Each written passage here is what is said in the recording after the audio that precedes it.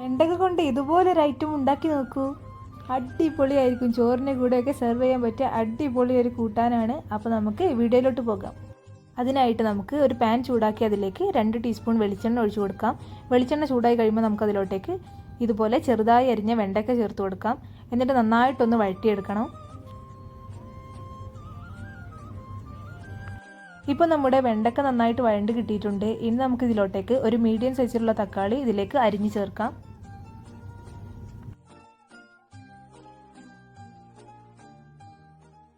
ഇനി ഈ തക്കാളിയും കൂടി നന്നായിട്ടൊന്ന് വഴണ്ട് കിട്ടണം. അതുവരെ നമുക്കൊന്ന് കുക്ക് ചെയ്തെടുക്കാം. ഇപ്പോൾ നമ്മുടെ തക്കാളിയൊക്കെ നന്നായിട്ട് കുക്കായി വന്നിട്ടുണ്ട്. അപ്പോൾ ഇനി നമുക്ക് ഇതിലോട്ടേക്ക് മസാലപ്പൊടികൾ ചേർത്ത് കൊടുക്കാം. അതിനായിട്ട് 1/4 ടീസ്പൂൺ മഞ്ഞൾപ്പൊടിയും അതുപോലെ തന്നെ 1 ടീസ്പൂൺ മുളക് പൊടിയും ഇനി ഇതിലേക്ക് ആവശ്യത്തിനുള്ള ഉപ്പും കൂടി ചേർത്ത് നന്നായിട്ടൊന്ന് മിക്സ് ചെയ്തെടുക്കണം. ഇനി ഇതിൻ്റെ റോ ഫ്ലേവർ മാറുന്നത് വരെ നമ്മൾ നന്നായിട്ടൊന്ന് വഴറ്റിയെടുക്കണം. അപ്പോൾ നമ്മുടെ അടിപൊളി വെണ്ടക്ക കൂട്ടാൻ ഇവിടെ റെഡി ആയിട്ടുണ്ട്. അപ്പോൾ നിങ്ങൾ ഇതുവരെ എൻ്റെ ചാനൽ സബ്സ്ക്രൈബ് ചെയ്തിട്ടില്ലെങ്കിൽ പ്ലീസ് ഒന്ന് സബ്സ്ക്രൈബ് ചെയ്യണേ. അപ്പോൾ അടുത്ത വീഡിയോയിൽ കാണാം.